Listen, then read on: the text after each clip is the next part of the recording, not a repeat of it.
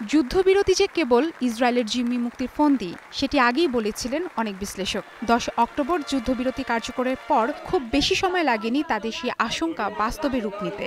এরই মধ্যে ফের আগের মতোই গাজায় বইছে রক্তগঙ্গা।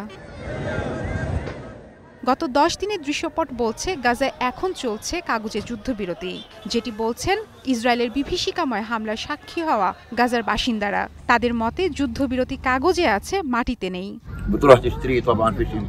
এরই মধ্যে যুদ্ধবিরতি লঙ্ঘন করে গাজায় নিরীহ মানুষের উপর গুলি, দক্ষিণের রাফায় একের পর এক বিমান হামলা চালিয়েছে ইসরায়েল। আন্তর্জাতিক গণমাধ্যমগুলোর তথ্য, গত ১০ দিনে অন্তত ১০০ বার যুদ্ধবিরতি লঙ্ঘন করেছে ইসরায়েল। সবশেষ সোমবারের তথ্য বলছে গাজার বিভিন্ন স্থান থেকে ৫৭ জনের মরদেহ হাসপাতালে নেওয়া হয়। এছাড়া মঙ্গলবার গুলিতে আহত করার পর ৩ ফিলিস্তিনি জেলেকে ধরে নিয়ে গেছে ইসরায়েল।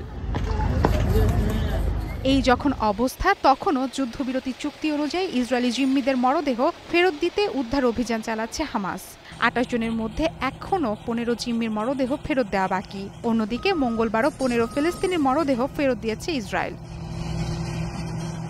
এদিকে নড়বড়ে যুদ্ধবিরতির মধ্যেই ইসরায়েল সফরে গেলেন মার্কিন বিশেষ দূত স্টিভ উইটকফ ও হোয়াইট হাউসের উপদেষ্টা মার্কিন প্রেসিডেন্ট ডোনাল্ড ট্রাম্পের জামাতা জ্যারেড কুশনার। এ সময় তারা মুক্তি পাওয়া বেশ কয়েকজন জিম্মির সাথে দেখা করেন।